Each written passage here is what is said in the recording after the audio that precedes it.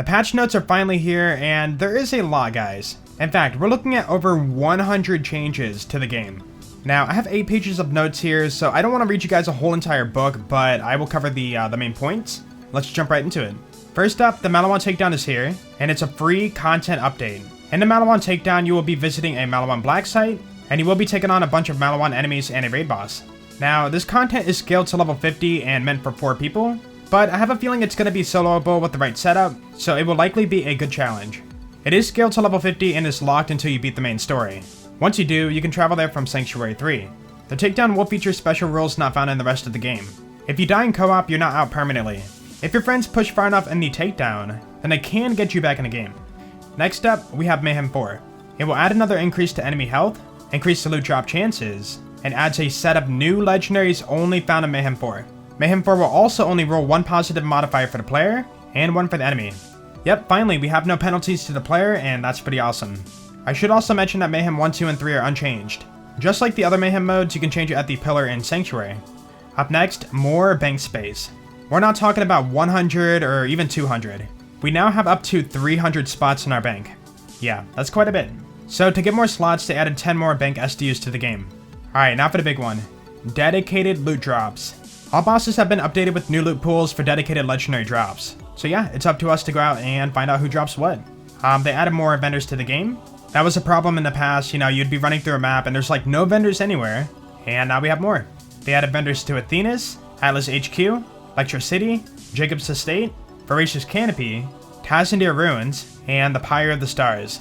Now hopefully in the future we'll get more, there's definitely more maps that need them. Next up, we have a target dummy. On Sanctuary 3, if you go over to the shooting range, you can find a Handsome Jack target. That's great, now we can test our damage numbers and see what's kind of best for our build. Alright, those are the major ones, and let's go ahead and jump into the character changes. Let's start with, how about Moze? Iron Bear's damage increased per level to a total of just under 150% at max level. Desperate Measures now gives Iron Bear bonuses too. Experimental Munitions will now give Iron Bear the bonus fire damage on crits. Scorching RPMs also grants increased hardpoint damage by 5% per level. If Iron Bear deals damage with the Vampire skill, they will also receive half the healing bonus. Iron Bear now launches barrels when you melee them, and increase Iron Bear's bubble shield from 20% to 50% of Moze's health. Those are great changes, and now Iron Bear has a chance in Mayhem mode. Now for Zane, Sentinel's damage scale increased by 2% per level. Donnybrook, Pocket Full of Grenades, Cool Hand, Violent Violence, and Violent Speed bonuses stacked twice. Yeah, now we're getting a lot out of these skills. There was a fix for Violent Momentums to scale at higher speeds. Best Served Cold Radius and damage increased by 2% per level.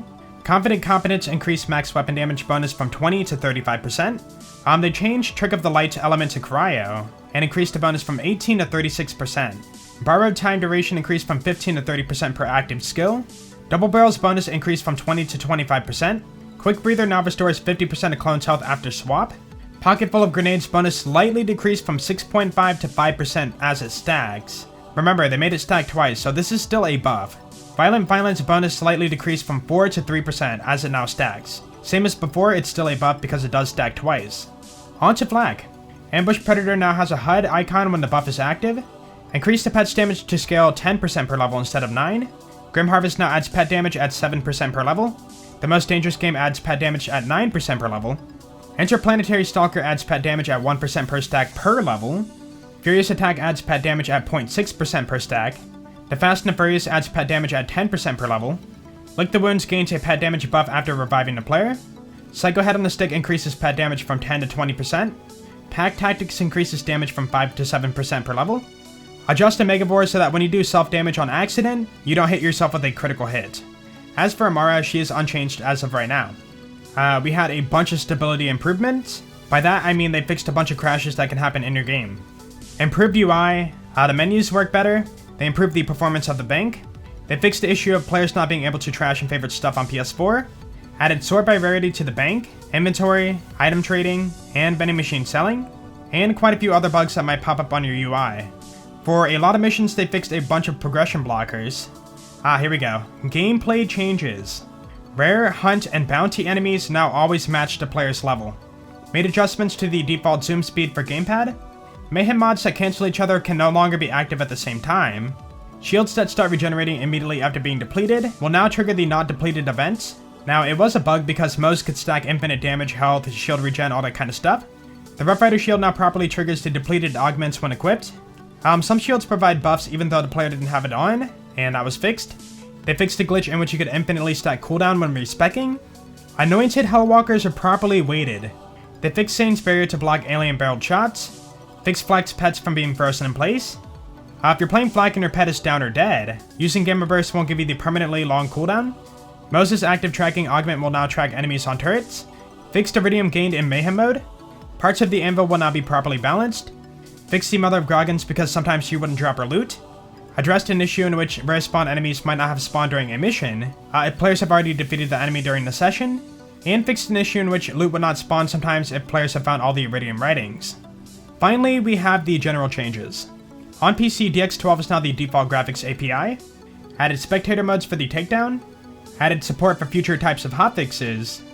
Explosion effects now dissipate faster. Bullet traces passing through Zane's shield are now more transparent.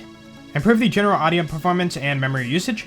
Save games triggered by money or changes in your inventory have been throttled. They fixed save files from being deleted if you crash during a save. Fixed an issue in which Guardian rank and tokens could be lost. Fixed weapon skins from not properly being displayed. Fixed echo themes from not displaying to your co-op partners. A boundary turret in Floodmore Basin would not sometimes detect Iron Bear. That was fixed. They fixed Iron Bear from falling through the map during the Grave Ward fight. Fixed players from loading into Tassindir ruins facing the wrong direction. An issue was addressed in which players could become invulnerable when they swap artifacts. Fixed Drax from getting stuck out of bounds at the Cistern of Slaughter. Players could rejoin the arena at the Cistern of Slaughter after dying. They fixed that. Addressed a reported issue in which depth of field would not display properly for split screen. Fixed the player's shield bar from not displaying on the HUD. Fixed the vault symbol on loading screens from not appearing on consoles. A couple fixes for EchoCast. Fixed audio from being muffled or lost. And addressed an issue in which players would lose gravity permanently. For the final thing, we have 3 hotfixes. Now, these aren't part of the patch, but they apply to your game when you're online. The recursion shotgun will now ricochet ghosts. They adjusted the Rampageur's item pool to allow for specific legendary drops. And the boomsicle now has correct part text. Whew, that was a lot to read. So yeah, that's it for the patch notes, and they are working on a few other things too. They're working on stability, updates to Mayhem mode, skippable cutscenes, and I'm sure there's more. Let me know below in the comments what you guys think about these changes. Anyways, if you guys did enjoy the video, then please be sure to leave a like because that'd be awesome. And if you guys really enjoyed it, be sure to sub. You guys have a great day, and I will see you all later. Peace out.